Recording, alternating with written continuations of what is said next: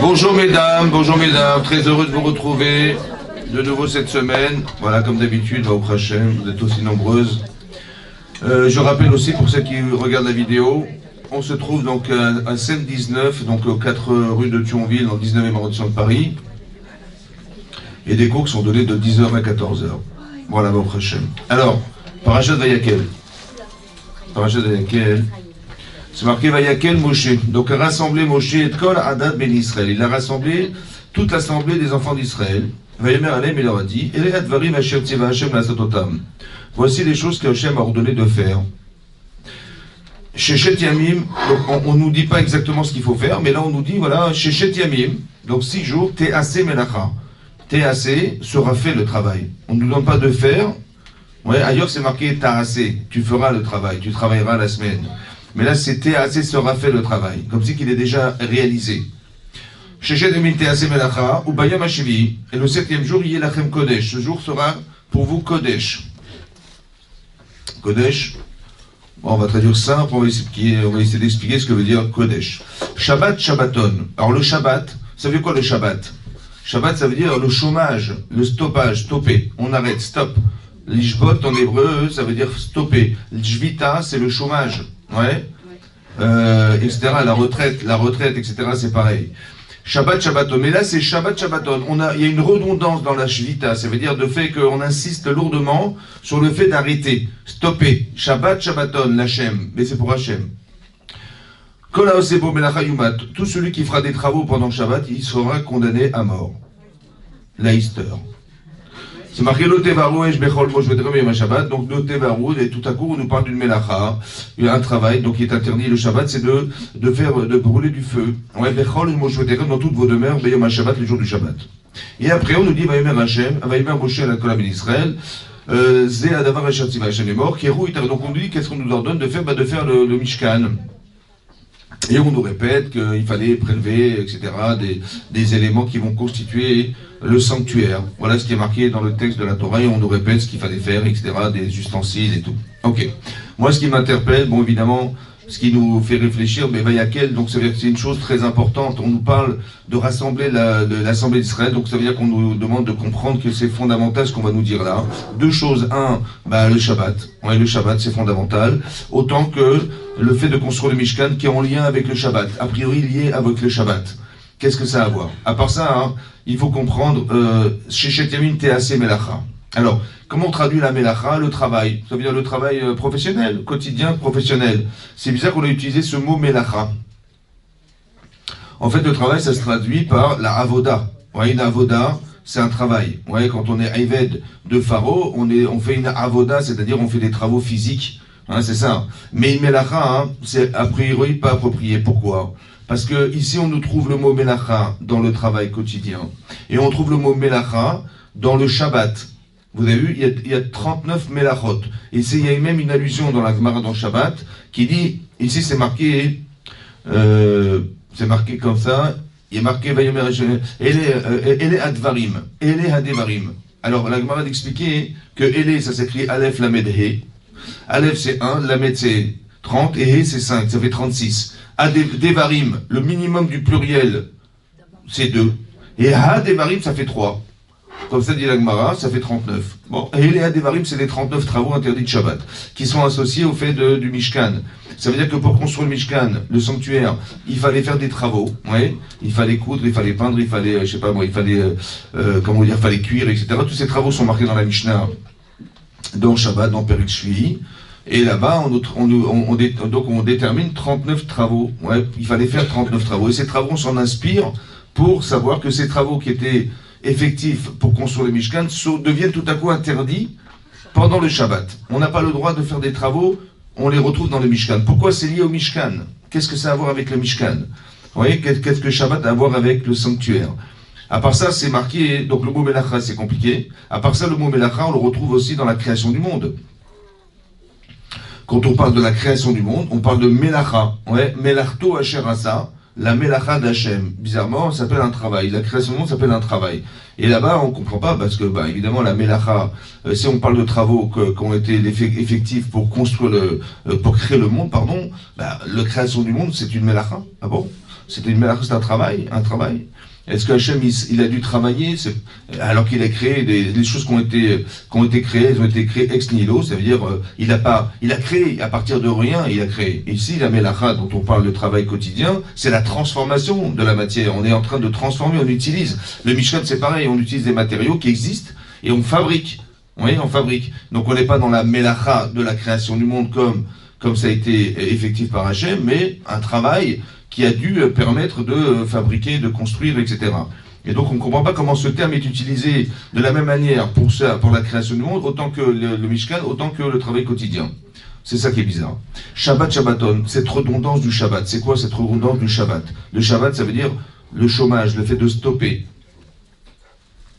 Et enfin, l'otevarouesh. Pourquoi on a distingué cette mélacha du feu? Le feu, de ne pas allumer le feu pendant le Shabbat. Et ça, pourquoi cette mélacha particulière? Donc la Gemara, elle discute de ça, et elle dit que si on a séparé cette mélacha, ce travail, c'est soit pour nous dire qu'il est différent des autres travaux interdits de Shabbat, et qu'on transgresse un interdit qui s'appelle un lave, une interdiction qui est concentrée dans un lave. Donc on n'est pas condamné à mort dans ce genre de travaux. Ou bien non, la Gemara d'expliquer que pour dire autre chose. Pour dire que si quelqu'un, il a transgressé plusieurs mélachot, plusieurs travaux interdits en même temps, il a labouré, il a semé, il a fait plusieurs interdictions en même temps, alors les chalek yatsa, c'est fait pour différencier les mélachot et dire que j'aurais pu croire, il a transgressé Shabbat, donc il amène un seul korban. On dit non, il amènera un sacrifice sur chaque mélacha interdite, dont on le sait. On l'apprend d'ici parce que la Torah a distingué le feu des autres mélachot, des autres travaux. Et cette distinction, cette relation avec la différence, fait qu'on apprend d'ici, qu'on distingue les deux. C'est pour ça qu'on a... Après, pourquoi la Torah a choisi le feu pour dire ça? Elle aurait pu dire n'importe quel autre mélacha, il faut comprendre pourquoi le feu. Ça va? Très bien. Alors pour comprendre ça, on va essayer de réfléchir sur un passage que vous connaissez dans la Torah. Vous connaissez tout ce passage, puisque votre mari, il fait le kiddush tous les vendredis soirs, Baruch Hashem. Voilà. Et nous, on ne fait pas de chichi le vendredi soir, c'est vrai? C'est vrai. D'accord? C'est pour ça qu'il faut aussi bien nettoyer le cos de Shabbat. Ça brille, Maranan. Alors, c'est vrai, non mais vous rigolez, mais c'est sérieux. Ça brille, Maranan. Alors, où est-ce que je suis là? Alors, c'est marqué ici... Voilà. C'est marqué Vayar Elokim et Kol Asherasa. On est à la fin de la création du monde. D'accord? Donc qui a duré 6 jours. C'est marqué Vayar Elokim a vu Hachem et Kol Asherasa, tout ce qu'il avait fait. Vene Tov Meod. Et ce fut excellent. Veyerev, Vayiboker, Yom HaShishi. Et donc ça fut la veille. Donc le jour commence la veille au soir. Et ce fut le matin, Yom HaShishi, le jour Hashishi, le 6e jour. Vayichulu Hashem Baretz. Le passage continue et dit. Ont été finalisés le ciel et la terre, Vechol Tsevaam, et toutes leurs armées, c'est-à-dire tout l'univers, tout ce qui compose l'univers. C'est ça les Tsevaam, les armées. Vayechal Lokim Bayom Hashemi. Il a fini, Hachem, le 7e jour. Ça va? Il a fini le 6e ou le 7e? 6e au soir, le 6e. Là, il est marqué 7e. Il est marqué. Tout a été fait le 6e jour. Le ciel, la terre et tout l'univers. Tout a été fait. Donc ça a été fini le 6e. Or, c'est marqué ici, Vaïchalokim Bayom Hashemi. Bizarrement, c'est marqué, il a fini le 7e jour. Mais non. Alors, la Gemara d'expliquer, la Gemara, elle pose la question et répond que Ba Shabbat, Ba Menucha. En fait, le Shabbat, il contient autre chose qui n'a pas été réalisé pendant les 6 jours de la création du monde, c'est la Menucha. C'est quoi la Menucha? Le canapé. Non, en fait, c'est pas le canapé. La Menucha, c'est spirituel. La Menucha. C'est quoi la Menucha? C'est, en fait, on voudrait nous apprendre une chose ici extraordinaire, qui est une création qui est née le Shabbat. Ça s'appelle la Menuchat HaNefesh. C'est-à-dire, quand vous effectuez quelque chose, vous êtes fier de vous. Vous dites, j'ai fini, je suis content de moi, etc. Quand vous avez fini les chalotes, en général, vous dites, tiens, elles sont superbes. On est content de soi, c'est vrai. Après, il faut les goûter. Mais c'est vrai, ça, ce que je vous explique là, cette Menucha-là, ça a été créé le Shabbat. C'est-à-dire le produit d'un résultat d'un travail qui amène une satisfaction personnelle, ça a été créé le Shabbat. Vous avez compris, c'est que quand Hachem il a fini la création du monde, comme si qu'il était content d'avoir créé tout ça, c'était Tov Meod, alors il a réservé un jour qui s'appelle le Shabbat. où il y a marqué, c'est ce que l'Agma dit, que Vaïchoulou Hashamayim Vaaretz, tout a été finalisé le 6e jour, mais Vaïchalukim Bayom Hashevi, qu'est-ce qu'il a finalisé le 7e qui n'y avait pas de 6e? La Menoucha. Ça veut dire que ce sentiment que vous avez toutes de dire ah super, ah c'est enfin Shabbat, ah hein, en vérité c'est pas forcément le canapé, c'est de dire voilà j'ai fini ma semaine. Oui, quand c'est marqué dans la Torah, Zachor, souviens-toi du jour de Shabbat, les Kadeshos pour le sanctifier. Zachor, c'est quand on se souvient du jour de Shabbat, la semaine. Ça veut dire qu'on devrait en vérité organiser sa semaine de façon à ce que je rentre Bemenoucha. C'est-à-dire pas que je rentre avant l'Ashkia, je me douche et je dis bon, qu'est-ce que je vais faire dimanche et lundi, mardi, mercredi, jeudi. Non, il aurait fallu que je m'organise en semaine pour faire que le Shabbat, je rentre sans avoir le souci du lendemain. Ça s'appelle la Menoucha. Voilà, Hachem, il a créé le monde, il dit ouais, ça m'a pris 6 jours, et ben j'ai fini. Il faut qu'on arrive à ça.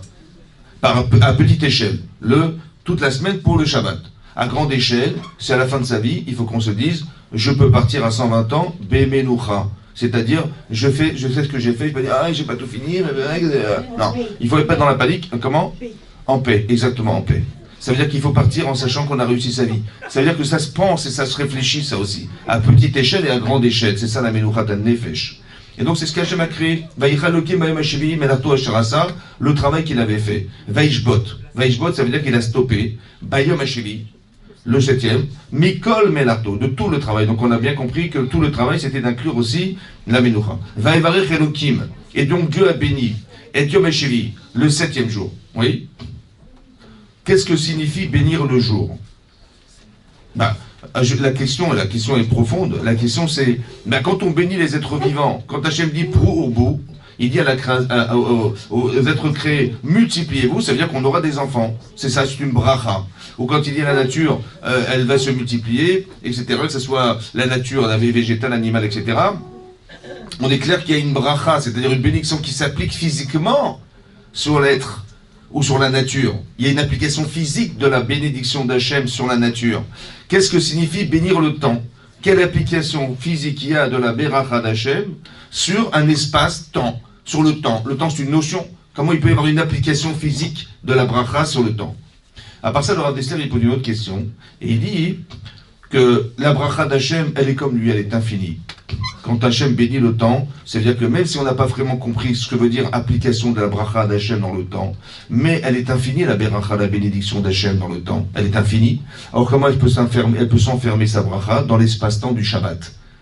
C'est-à-dire qu'il va durer combien de temps le Shabbat? Il va durer 24 heures, ça va, 24 heures, 25 heures. Ce temps-là, il est délimité par un espace-temps. Comment tu veux enfermer une bracha infinie dans l'espace-temps du Shabbat?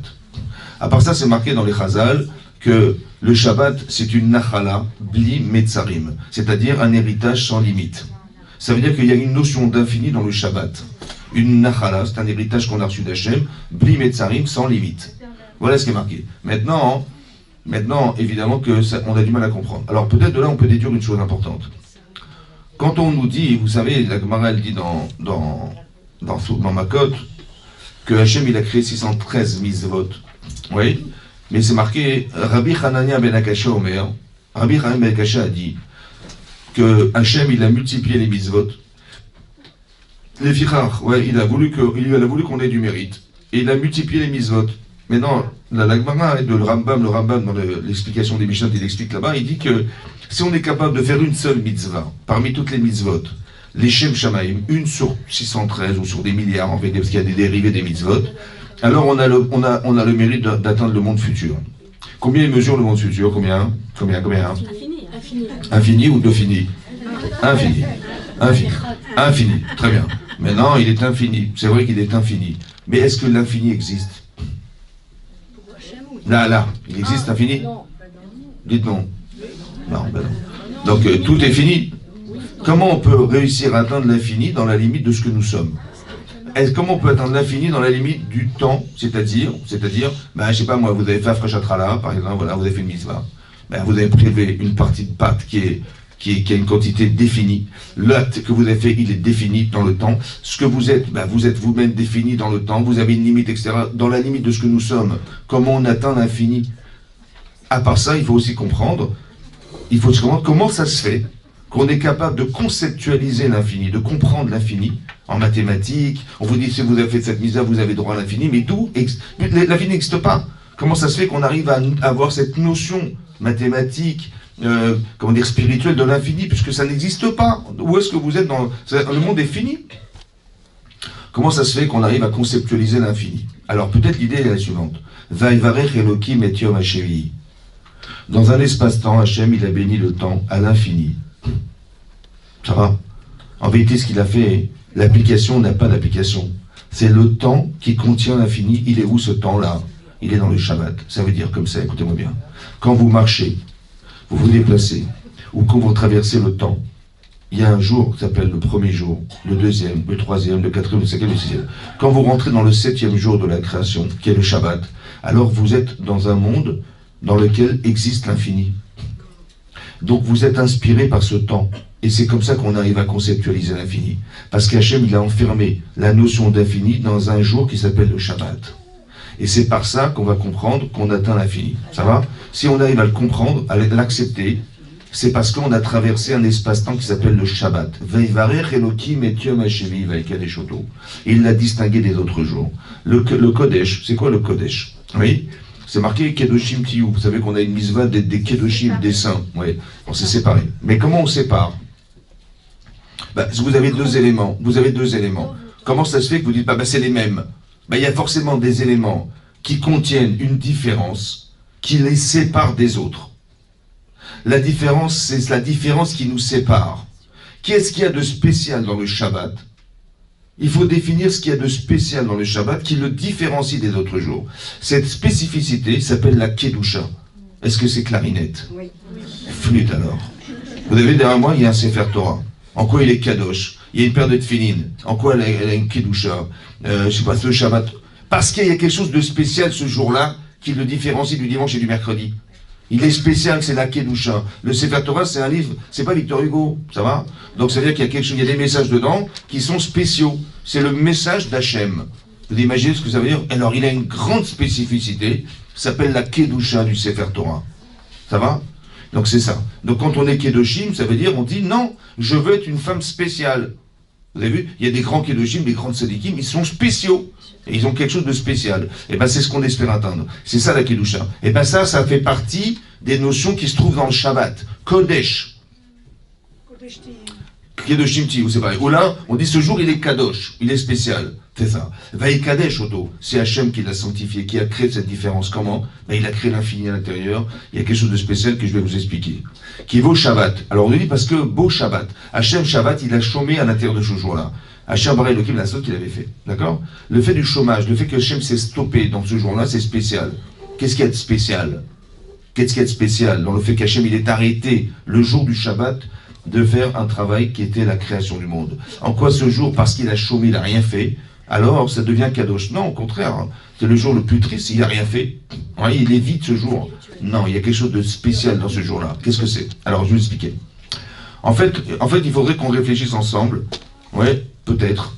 Qu'est-ce que c'est que la création du monde? Je m'explique. Quand les nations disent, vous savez, quand on parle de création, avant il n'y avait rien. Ouais. Et maintenant, Hachem il a créé, il a fabriqué, il a créé quelque chose qui n'existait pas. Ça veut dire quoi qu'il n'y avait rien? Il y avait rien?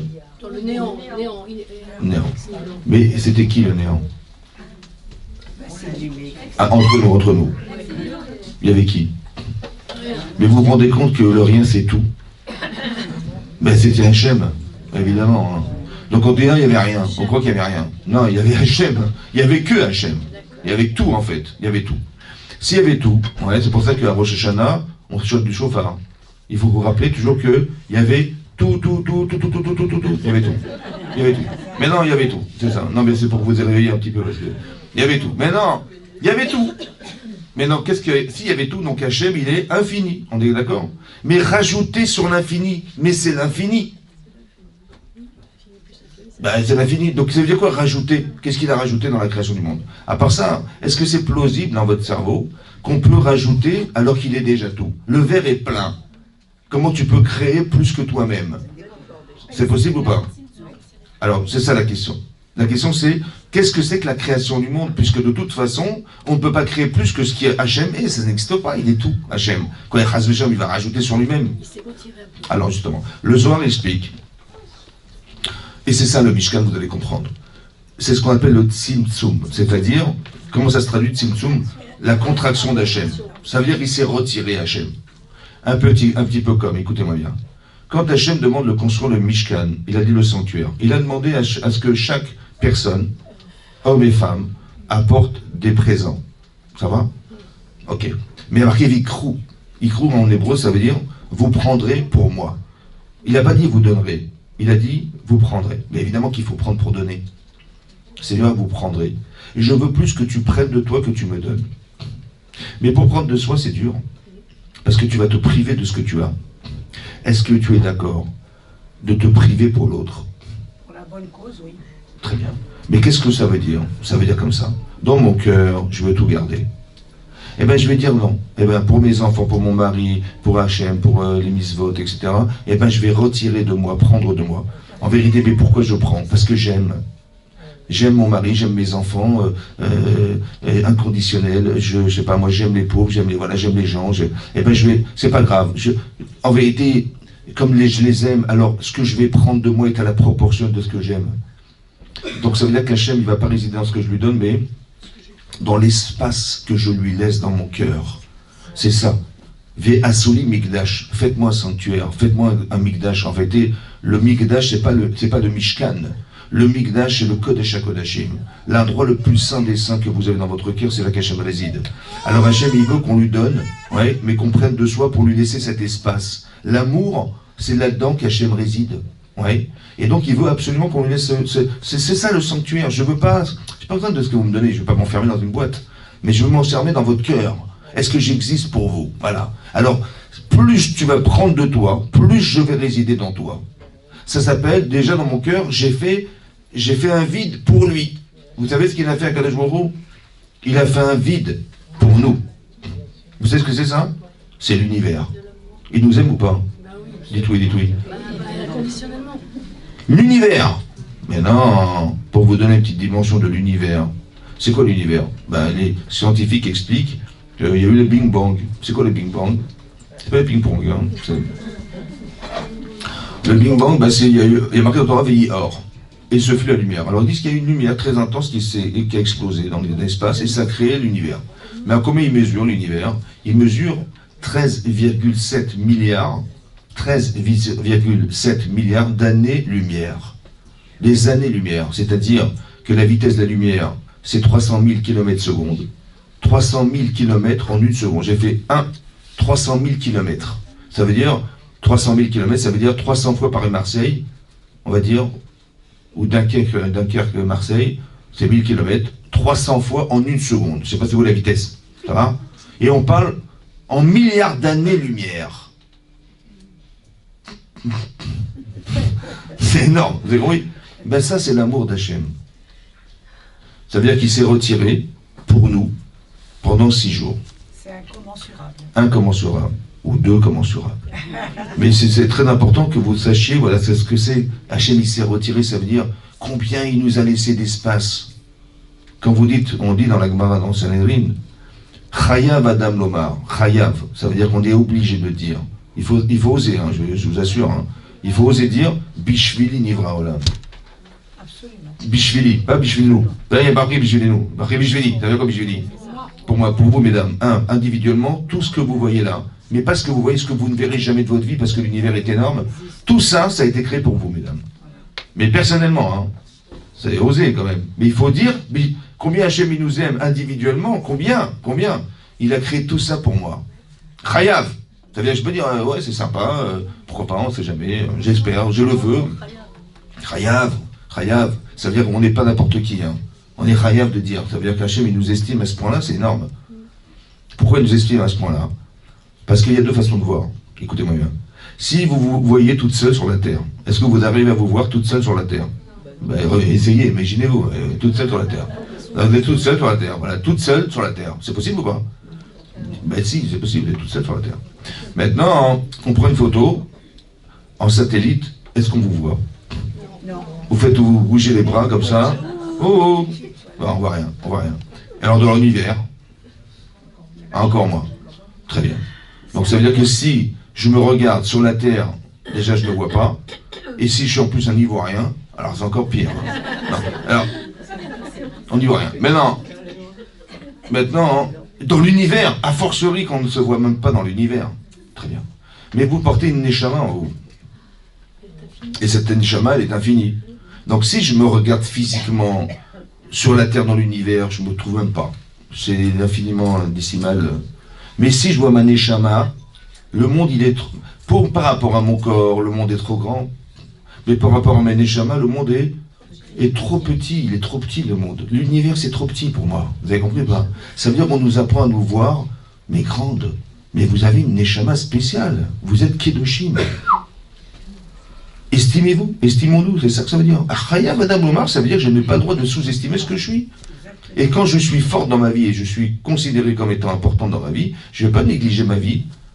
Non, je ne vais pas faire n'importe quoi de ma vie. Non, je suis désolé. Hachem, il m'a donné ce pouvoir. Ben, comment je vais faire au mieux pour l'exploiter? C'est comme ça. Chaya, Madame Omar. On est infini. Tout ça, Hachem, il a créé pour nous. Voilà le vide qu'il a mis dans son cœur. Il s'est vidé le premier, le deuxième, le troisième, le quatrième, le cinquième, le sixième et le sixième. Et le septième. Hein? Qu'est-ce qu'il a fait le septième? Vaishbot, il a arrêté de se retirer. Il a arrêté de se retirer, donc il est là. Il est là, Shabbat. La Menoucha, c'est lui. Donc si le Shabbat, c'est lui. C'est la Menoucha, c'est lui. Il est là, Hachem Shabbat. Oui, il est là. Donc avant la création du monde, il était là. Qu'est-ce qu'on appelle le Shabbat? Le Shabbat, c'est l'infini. Vous avez compris que le Shabbat, c'est l'infini? Donc si le Shabbat, c'est l'infini, donc avant la création du monde, le temps a démarré le jour de la création du monde. Donc c'est appelé quoi avant la création du monde? Shabbat. Shabbat, Shabbaton, Lachem. Vous avez compris ce qui est marqué dans le texte de la Torah? Shabbat, Shabbaton, Lachem. Ce Shabbat, il est spécial. Comme si que l'univers était enfermé entre deux Shabbats. Le Shabbat, c'est l'infini, en fait. C'est marqué, vous savez, il y a un Midrash Rabbi Akiva qui dit là-bas, que quand on est arrivé le jour du matin de Torah, Hachem, il a dit, j'ai un cadeau à vous offrir. Il a dit, le Olam Haba, je vous offre le Olam Haba, le monde futur. Si vous faites les mises comme il faut, je vous offre l'infini. Il faut mériter l'infini, donc c'est pour ça qu'on est là sur Terre, pour mériter l'infini. Ok. C'est le Olam Haba, le monde où Hachem se trouve. Ok. Alors ils ont demandé, mais donne-nous une dougma, c'est-à-dire montre-nous un exemple pour qu'on puisse ressentir ce que c'est que l'infini, le Olam Haba, qu'est-ce que c'est que le monde futur. Et il dit, je vous ai donné le Shabbat, qui est 1/60 du Olam Haba, voilà ce qui est marqué dans le Midrash. 1/60. Maintenant, on a du mal à comprendre, parce que si le Shabbat, c'est 1/60 du Olam Haba, du monde futur, ça veut dire que le Shabbat, ça veut dire que le monde futur, c'est 60 fois plus que le Shabbat. Ça veut dire quoi, 60 fois plus? Le monde est infini, il ne peut pas être 60 fois plus. Qu'est-ce que veut dire 60 fois? Qu'est-ce que Chachami voulait nous expliquer en nous disant que le Shabbat, oui, le Shabbat, c'est 1/60 du Olam Haba, 1/60 du monde futur. Qu'est-ce que ça veut dire? Alors, écoutez-moi bien. On retrouve cette notion d'1/60. Vous savez que pour annuler la matière, en termes halachiques, ça s'appelle bitul berov, c'est-à-dire dans sa majorité. Non, la matière, ça veut dire la matière sèche. Par exemple, vous avez de la viande et malheureusement, c'est mélangé une viande qui n'est pas cachère. Un morceau de viande qui s'est mélangé. Alors on nous dit si majoritairement, majoritairement ça veut dire plus que la moitié. Non, plus que la moitié. Par exemple, imaginez-vous, vous avez 2 tranches de viande cachère et une qui ne l'est pas. Et vous ne savez pas reconnaître laquelle est cachère et laquelle ne l'est pas. Et la couleur, c'est la même, tout est pareil, le goût pareil. Alors écoutez-moi bien, moi je m'énerve. Qu'est-ce qui se passe? En fait, j'ai un rov, c'est-à-dire, si j'ai 2 morceaux sur 3, c'est cachère. Même le morceau non cachère devient cachère. Parce que je ne sais pas déterminer. Et la Torah dit, on va d'après la majorité. Donc quand je prends cette tranche de viande, je dis majoritairement, elle est cachère. Et je prends l'autre, majoritairement, elle est cachère. Et je prends un troisième, majoritairement, elle est cachère. Il y en a 4 qui suivent, je vois. D'accord. Mais non, comment? Non, mais je parle en termes de ce qu'on appelle le bitul berov. Ça veut dire que la Torah dit on va d'après le rov. Ça va? Maintenant, ça c'est vrai dans la matière, mais dans le goût. Là, il y a une autre chose, il y a un autre passage dans la Torah, Bizra Bishela, pour nous apprendre qu'on va d'après le goût c'est autre chose. Là, il faut 60 fois la quantité pour l'annuler. 60 fois. Par exemple, si quelqu'un par inadvertance, on m'a dit récemment, une femme elle a pris un flacon, elle croyait que c'était du soja, un petit flacon, et c'était du lait. Elle s'est gourée. Ouais. Et donc elle avait fait cuire de la viande, etc. Et elle a fait verser de ce lait là-bas. Elle dit, khlas. Bon. Maintenant, qu'est-ce qu'on fait? Alors, comment? Alors, on va mesurer. On va mesurer. Si je sais combien elle a versé, et je sais combien contient la marmite ça veut dire la viande, les légumes, l'eau, etc. Tout ce qui est là. Si le volume de tout ce qui contient la marmite est 60 fois plus important que ce qu'elle a déversé dedans, on ne ressent pas le goût du lait dans la viande. Ça va? Et donc il est batel béchichim, c'est-à-dire annulé dans 60 fois sa quantité. C'est clair et net? Et donc c'est cachère. Sinon, c'est pas cachère, parce que le lait est permis, la viande est permise, mais le mélange est interdit. Et c'est pour ça qu'on ne peut pas consommer cette viande si elle n'a pas... Si dans tout ce qui contient la marmite, il n'y avait pas 60 fois plus que ce qui a été déversé de lait dedans. C'est un exemple. Maintenant, écoutez-moi bien. Donc, si j'ai le droit de manger cette viande ou pas? Oui, si, très bien. Maintenant, je prends de la sauce, de la viande, la sauce, qui était batel béchichim, on est bien d'accord, elle était cachère cette viande, cette sauce. Et je regarde au microscope. Est-ce que je vois les molécules de lait qui se baladent? Il n'y a pas le goût, mais les molécules, elles sont là. Mais elles n'ont pas, il n'y a pas de parfum. Mais elles sont là ou pas? Très bien. Quand vous rentrez dans le Shabbat, vous êtes contente ou pas? Superbe, hein? Ben, sachez une chose, que le sentiment que vous avez, il est batel béchichim. Ça veut dire que microscopique. Il est microscopique par rapport au plaisir du monde futur. Est-ce que vous avez compris? Bah oui, parce qu'on dit batel béchichim par rapport. Ça veut dire quoi? Ça veut dire que ça n'a aucun goût. Ça veut dire que ce qu'on a maintenant, le goût, vous voyez, ça n'a aucun goût par rapport à ce qu'on va ressentir en Lamaba. C'est ça, je vous ai fait un cadeau. Juste, je vous ai donné le Shabbat pour que vous ayez un petit aperçu d'Hachem. Mais nous, on est content du Shabbat, Baruch Hashem. Ouais. Et bien, sachez que c'est 0, 0, archi 0 par rapport à ce que je vous promets dans mon futur. C'est ça, batel béchichim. Annulé dans 60 fois sa quantité. C'est batel. C'est-à-dire qu'il faudrait voir au microscope le Shabbat pour le voir dans le monde futur. Tellement que c'est énorme le plaisir qu'on a dans le monde futur. Alors, vous avez compris une chose, c'est que quoi? C'est que le Shabbat, ça contient la Shekhinah. C'est pour ça qu'on ne peut pas l'expliquer. Ça veut dire que le Shabbat, ça nous transforme. Le Shabbat, ça donne une dimension infinie. En quoi c'est infini? C'est important. Le Rav Dessler, il explique ça. C'est quoi l'infini du Shabbat? Et en quoi ça permet d'accéder à l'infini?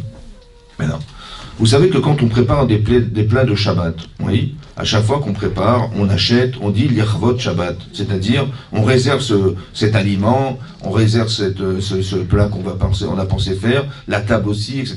Tout ce qui est présent du Shabbat, ça a été fait en l'honneur du Shabbat. Donc vous préparez en l'honneur du Shabbat, vous machin. Maintenant, qu'est-ce que ça veut dire en l'honneur du Shabbat? Et pas en l'honneur de quoi? Ben, en l'honneur de soi, c'est-à-dire, je dis, ah c'est super tes Shabbat, on va manger la Tkeila. Ou alors, mon mari m'a dit, super Shabbat, je vais boire la boucha. Ou bien, il a des jeunes filles à la maison, donc il a des demoiselles, ouais, mais là il a la dame Khout, il n'a pas la demoiselle. Ouais, il n'a pas la demoiselle Khout, mais il a la dame Khout. Il voit sa femme, il dit, Khout à la Rouena, il a dit, et donc il a dit, voilà. Maintenant, il est content parce qu'il est, voilà, c'est Shabbat, il ressent le Shabbat, c'est magnifique, c'est Shabbat. Mais on fait les chvot Shabbat, en l'honneur du Shabbat, mais pas en l'honneur de soi. Je mange pas pour moi, je mange en l'honneur de quelque chose. Qu'est-ce que ça veut dire? Comment ça se traduit? Par exemple, vous avez un anniversaire à faire, vos enfants, il arrive à l'âge d'anniversaire, voilà, et ben vous faites un gâteau. Mais je dis, ah tiens, c'était l'occasion de manger un fraisier. Non, c'était l'occasion de fêter l'anniversaire de mon enfant, ça va? Et ben on va manger en l'honneur de l'anniversaire, on va fêter l'anniversaire de mon enfant. On va faire une Brit Mila, on va fêter la Brit Mila, on va manger. On va faire Hanouka, on va faire des beignets. Voilà, pas avec la maillot, hein. Beignets. Vous n'avez pas compris. Mais non. Mais non. Pas avec la maillot. Maintenant, Shabbat, on va manger un mariage, on va faire un super repas aussi. Vous voyez que tout ce qu'on fait, il faut manger. C'est pour ça qu'on a du mal à maigrir. C'est vrai. Et donc c'est pour ça. Et donc il faut faire attention, ouais, je sais que vous en balancez, parce qu'on s'en balance quand on se pèse, mais c'est important que vous sachiez qu'on fête les choses. Mais je ne mange pas pour moi. Je fête une idée qui s'appelle le mariage. Je fête une idée qui s'appelle la bar mitzvah. Je fête une idée qui s'appelle la brit mila. Je fête une idée qui s'appelle un anniversaire. C'est une idée. Ça se fête. Ça se fête le Shabbat. C'est pour ça qu'on réserve. C'est comme ça qu'il Vaïkadesh, et il faut le sanctifier. Vaïkadesh, et ben on s'habille différemment. vous mettez pas les vêtements de semaine pendant le Shabbat. Les plats ne sont pas les mêmes, la table n'est pas la même, tout est différent. Il faut sanctifier le Shabbat, c'est-à-dire quoi? Nous croit que ça veut dire mettre, je sais pas moi, des mezuzot et des, je sais pas quoi, des nerot. Non, c'est le différencier de ce jour. Donc on se m'habille différemment, je me maquille différemment, je me parfume différemment, je m'habille différemment, etc., etc. C'est des mitzvot, ça. C'est mitzvot. Oui, mais ça veut dire que je distingue ce jour aussi par la forme. C'est-à-dire que je m'habille différemment, je mange différemment, c'est différent. Mais je fête Shabbat. Écoutez bien. Ouais. Mais écoutez-moi bien. Maintenant, quand je mange, si je mange pour moi-même, si je fais pour moi-même, j'ai fait ça, c'est pour moi. Je fais des mitzvot, mais c'est pour moi. Je vois quelqu'un qui est pauvre, je dis, bah, tiens, je vais faire une super mitzvah, grâce à lui, je vais faire une mitzvah. Mais tu fais pour qui? Mais non, je le fais pour moi. Alors ça va pas au Lamaba, ça. Ça va pas au monde futur. On dit les Shem Shamaïm, ça veut dire que je le fais en honneur de la mitzvah, mais pas en honneur de soi-même. C'est ça que ça vient exclure. Les Shem Shamaïm, au nom du ciel, mais pas au nom de soi. Pourquoi? Parce que ce que vous faites en vérité, ça doit vous amener quelque part. Or, si ce que je fais ne ressort que par intérêt personnel, ça s'enferme dans moi. Ça va pas au monde futur, ça. C'est comme si que c'était corporel. Encore une fois, quand vous voyez la photo, vous voyez seul sur la terre, on ne vous voit pas. Et dans l'univers encore moins, c'est sûr. Dans l'infini encore moins. Je ne veux pas apparaître comme étant transparente dans ma vie. Je fais des choses qui me donnent une dimension, laquelle je fais les Shem Shamaim. Ça veut dire quoi? Ça veut dire comme ça. Si j'utilise la matière au service d'une idée, oui, qui s'appelle le Shabbat, qui s'appelle le mariage, qui s'appelle, je sais pas moi, un anniversaire, qui s'appelle une bar mitzvah, une brit mila, en l'honneur de ça. En fait, elle est où la limite de ce que je fais? Elle est infinie. C'est ça le monde futur. C'est ça le Shabbat. Ça veut dire que quand vous faites quelque chose, oui, vous faites en l'honneur de quelque chose qui s'appelle Hachem. Alors écoutez-moi bien. C'est très important parce que le Shabbat, il fait partie des 10 commandements. Je ne sais pas si vous vous rendez compte de ce que ça veut dire. Ça veut dire des choses essentielles de la vie. On n'a pas dit El Kippour, Rosh Hashanah, Shabbat. C'est essentiel. Pourquoi? Parce que c'est le témoignage qu'il existe un Dieu sur la terre. C'est incroyable. Bereshit bara Elokim Hashem et Haaretz, il y a un créateur ici. Mais vous pourriez vous dire, peut-être qu'il a créé le monde et puis il s'est désintéressé de ce qu'il a créé, peut-être. C'est vrai, on pourrait dire, voilà, Dieu il a créé le monde et puis bon, il nous laisse vivre notre vie, puis on se retrouve après à 120 ans. Peut-être, on aurait imaginé ça. C'est quoi le premier commandement des 10 commandements? Anochi Hashem Elokecha, Asher, Otseticha Meret Mitzrayim. Pourquoi il a besoin de rajouter, je t'ai fait sortir d'Égypte? Pourquoi nous rajouter, je t'ai fait sortir d'Égypte? Écoutez-moi bien. Si Hachem il avait abandonné ce monde en disant débrouillez-vous, il ne l'aurait jamais sorti d'Égypte. Ça veut dire que je me préoccupe de ta vie quotidienne. Tu souffres, tu as un problème, je te libère. Tu vois d'accord ce que je vous dis? Je suis en train de vous expliquer qu'Hachem il s'investit dans notre vie. D'où j'ai vu ça? Parce qu'il a dit Hachem, Anochi, Hachem Elokecha, je suis ton Dieu qui t'ai fait sortir d'Égypte. Je sais que tu avais des problèmes avec Paro, et je suis venu intervenir pour te libérer de la souffrance que tu vivais en Égypte. Hachem intervient dans la vie des gens. Donc si je sais que, il est Dieu, je suis juive, j'ai la Torah, et en plus Hachem intervient dans ma vie, mais vous imaginez ce que ça veut dire? Mais quand est-ce que tu l'as su ça? Le jour où il a créé le monde, Hachem, il s'est arrêté le 7e jour. Il a dit, voilà, j'ai fait ça pour toi. Mais la moindre des choses, c'est que moi, je m'occupe de respecter ce qu'il a fait et ce qu'il est. Mais écoutez-moi bien. Il s'est vidé Hachem pour qui? Pour nous tous. Et il s'est arrêté. Il s'est arrêté de se vider, entre guillemets. Donc il est là. Maintenant qu'il est là, alors c'est à moi de me retirer pour lui. C'est pour ça que c'est assourd de faire des travaux Shabbat. Les 6 jours de la création du monde, tu t'occupes de toi, j'ai créé ce vide pour toi. Tu t'occupes de ce que j'ai créé pour toi. T'es assez melacha. Elle sera faite, le travail sera fait. Mais attention, le Shabbat, il ne faut pas faire des travaux. Pourquoi?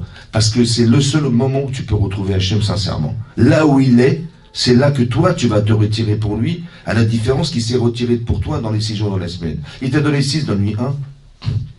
C'est pour ça que le Shabbat, il faut réserver ce jour-là pour tout ce qu'on ne peut pas faire la semaine, faites le Shabbat.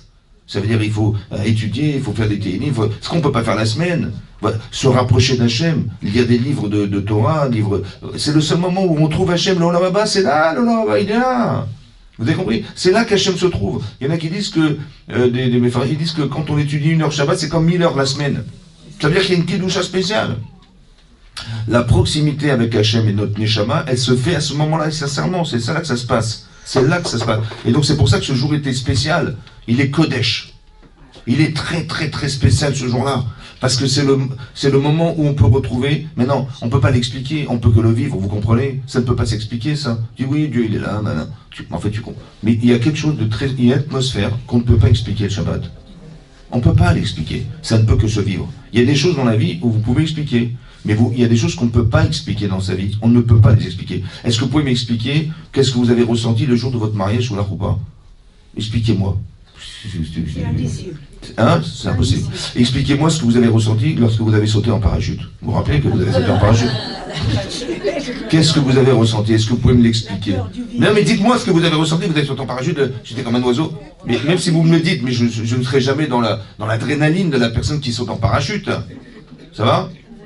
C'est pour ça qu'il y a des choses qu'on ne peut pas expliquer. Il faut faire Shabbat. C'est-à-dire que tu ne peux pas faire autrement. Non, ceux qui ne font pas Shabbat, ils ne ressentent pas ce que je vous dis. Ils disent, bah ouais, moi je m'ennuie Shabbat, et puis je prends ma voiture.